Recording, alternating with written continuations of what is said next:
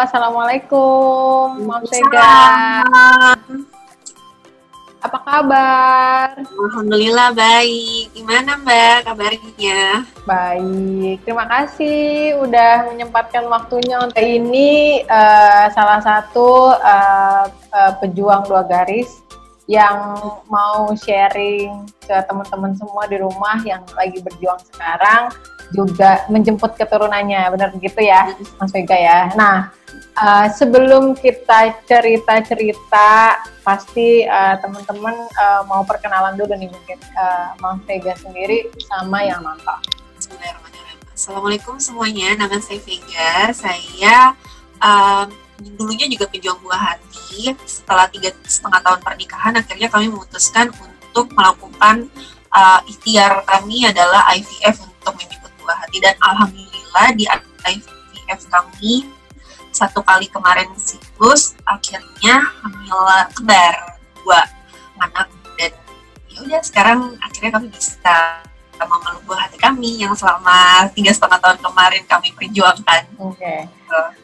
Sebelum kita cerita ke IVF-nya, waktu pertama kali setelah menikah, terus akhirnya nanya nih, kenapa ya saya belum hamil-hamil, itu waktu itu didiagnosa sama dokter, dari Mang Sega atau suami, ada kendala apa, kalau boleh di-share? Jadi pertama kali kita ke dokter itu 3 bulan setelah pernikahan. 3 bulan setelah pernikahan tidak ada tanda-tanda kehamilan.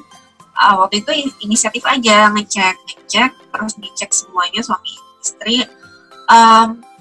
Alhamdulillah sih waktu itu diagnosisnya unexplained infertility karena memang kita berdua kondisinya sehat secara hasil labnya ya. Dan waktu itu mungkin kendalanya masih di bawah 1 tahun, jadi disuruh alami aja. Santai gitu ya? Ya, santai aja. Masih setahun gitu kan, dan masih muda, masih dan kita waktu itu memang long distance kan. Ya masih ini juga long distance, banyak segala faktor itu dimasukkan lah. Kenapa kita belum hamil dalam waktu 3 bulan itu. Terus 1 tahun kita menikah masih belum hamil juga.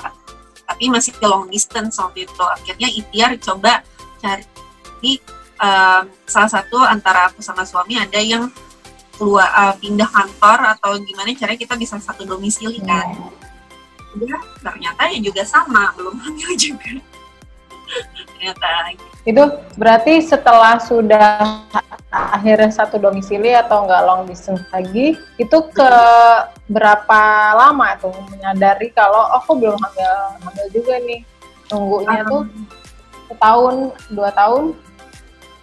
Sebenarnya dari 1 tahun itu udah kan suami itu kalau balik ke Jakarta itu pas di atur waktunya di waktu subur, itu di waktu subur gitu kan, karena memang suggest-nya dokter kan kayak gitu. Sampai 1 tahun akhirnya alhamdulillah suami dapat kerjaan yang satu domisili sama aku, kita satu rumah, tapi tetap aja itu satu tahun sih, sekitar 1 tahun. Kalau Mam Sega kan mungkin salah satu mungkin yang tidak begitu lama gitu ya, 3 tahun, terus langsung memutuskan IVF. Apa pernah insem dulu sebelumnya atau gimana? Pernah insem. Jadi sebelum IVF aku insem, terus gagal 3 bulan setelahnya aku ke dokter buat nih kalau insem lagi berapa probabilitasnya, kalau IVF probabilitasnya juga seberapa. Ya udah akhirnya kita mutusin udahlah insem kita udah coba deh IVF. Oh, insem itu waktu itu udah coba dan gagal. Waktu itu gagalnya berarti gara-gara faktor apa? Sebenarnya waktu itu udah ada kantung janin. Udah ada kantung janin, tapi nggak ada detaknya.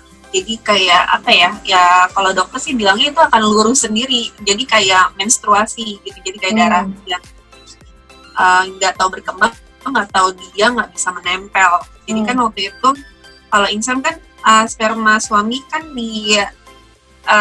kayak disemprot ya, ditembak gitu kan, ditembak ke letaknya yang dekat sama ovum. Iya, sama ovum. Jadi dia berusaha sendiri untuk dia pembuahan. Sebenarnya sih itu udah terjadi, tapi nggak tahu faktor apa, ya dokter juga nggak bisa sih ya jawaban gitu ya. Jadi ya udah. Bisa diceritain nggak maksudnya gimana perjalanan IVF ini? Jadi sebelum aku IVF itu aku udah pede banget tuh Mbak. Jadi aku IVF itu udah mengumpulkan data itu setahun sebelum aku IVF. Sebelum aku insem pun aku udah mengumpulkan data mau ikhtiar di rumah sakit mana, kalau memang harus IVF dengan biaya berapa, terus dengan persiapan apa, itu aku sudah mengumpulkan data-data dari pasien-pasien yang udah berhasil kan di sana. Terus akhirnya memutuskan IVF. Pertama kali itu kita langsung ke rumah sakit yang akhirnya kami jadikan tempat untuk proses IVF itu Morula, karena pas datang pertama kali langsung klik sama dokternya, jadi ya udah langsung kita putuskan di sana. Nah, PD-nya aku sebelum memutuskan untuk IVF di rumah sakit itu, aku udah gabung sama grupnya.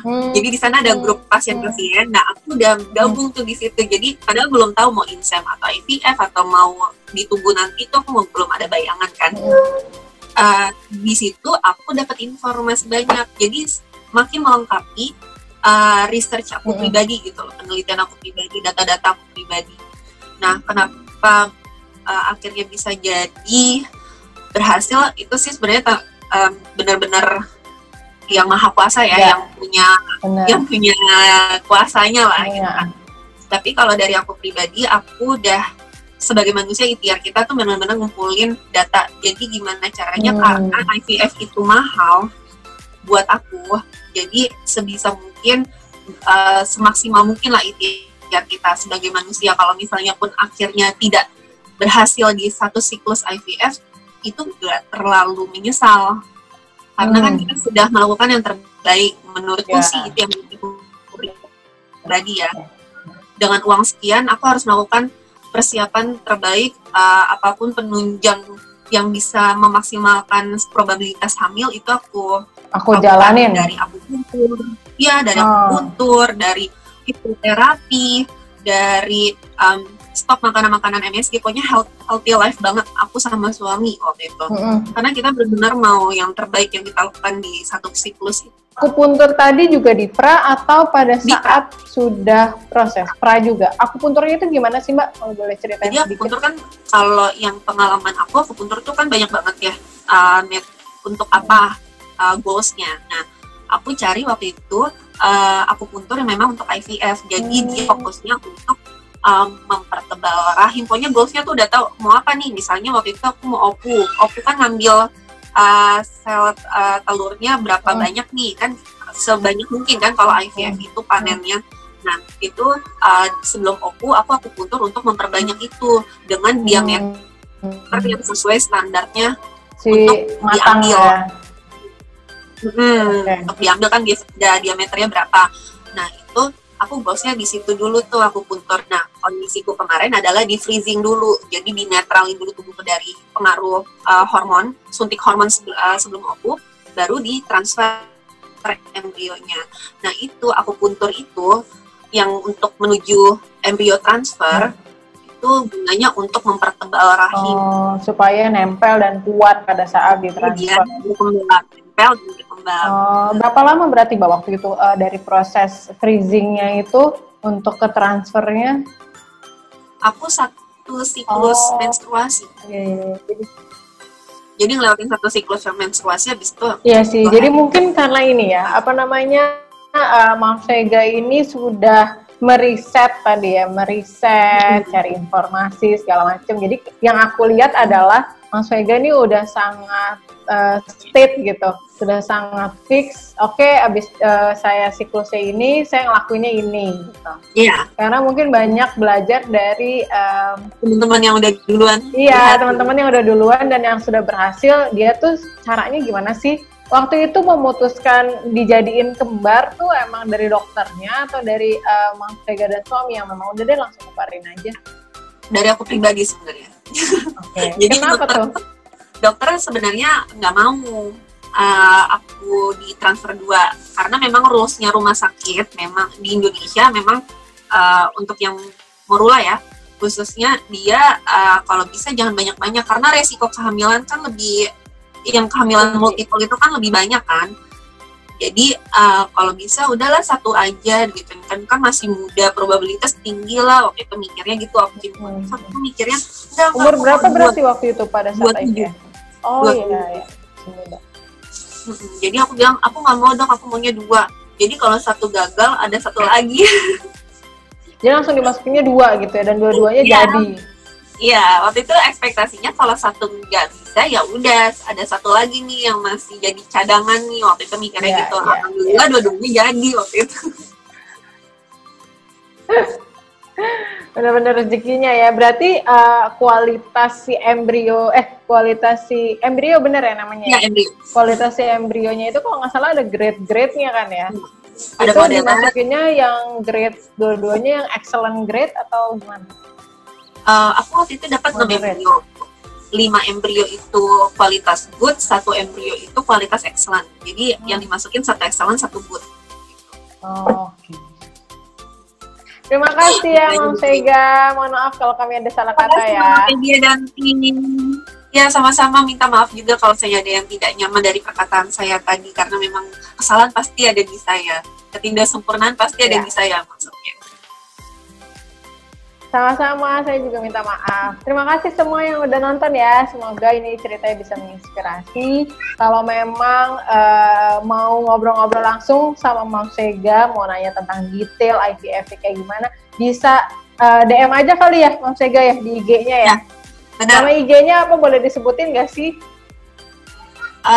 @veganugrohos. Ya. Oke. @veganugrohos. Makasih. Assalamualaikum warahmatullahi wabarakatuh. Dah. Jangan lupa like, komen, dan subscribe akun YouTube mamapapa.id agar Mamin bisa lebih semangat lagi untuk membagikan berbagai informasi untuk mams dan keluarga. Kalau mau nonton video yang lainnya, bisa klik di sini ya. Oke, mamapapa.id pamit dulu ya mams. Terima kasih.